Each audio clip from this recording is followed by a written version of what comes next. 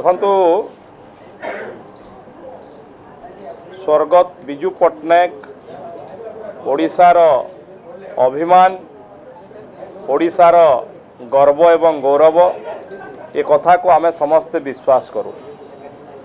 एवं गत 2 दिन तले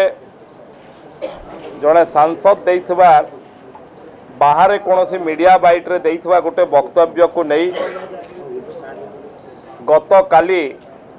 भारतीय जनता पार्टी रो अनेक नेतृवृंद बिजू बाबूंकर सम्मान जणई ए कथा को निंदा मध्य करा जाइछि एवं गत काली मध्य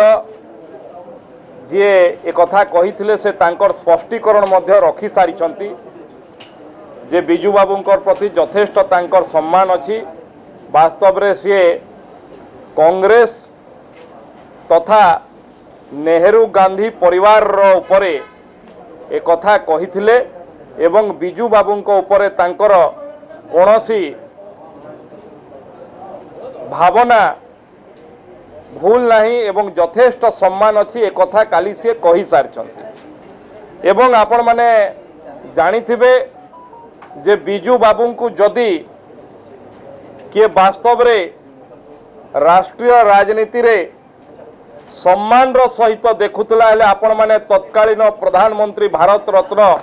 अटल बिहारी वाजपेयी वक्तव्य को देखिथिबे एवं तांकर व्यवहार को देखिथिबे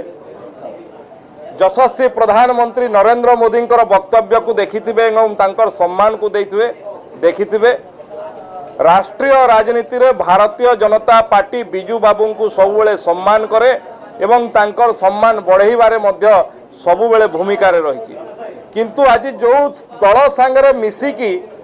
ये कथा गृह भितर करुछंती ये निश्चित भाव रे बिजू बाबूंकर आत्मा को कष्ट दउतबो जे बिजू बाबू जीवन तमाम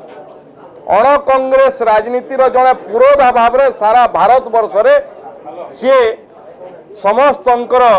श्रद्धार पात्र सम्मान रो पात्र होइतले किंतु आज तांकर सुपुत्र पूर्वतन मुख्यमंत्री नवीन बाबू कांग्रेस सहित मेंट करिबा एवं कांग्रेस सांगरे मिसिकी ताकू विरोध करिया निश्चित भाव रे तांकर आत्मा को कष्ट दउतबो। आमे समस्ते बिजू बाबू को सम्मान करू। बिजू बाबू ओडिशार स्वाभिमान ओडिया अस्मितार जड़े प्रतीक आमे निश्चित भाव रे ताकू सम्मान करछु एवं जे वक्तव्य दैथिले ताकू काल गत काली निंदा मध्य करा जायतिला से वक्तव्य रु स्पष्टीकरण रखि सारले। नुआ नुआ खबर जानिबा पई आमो एलएन टीवी को लाइक शेयर और सब्सक्राइब करंतु।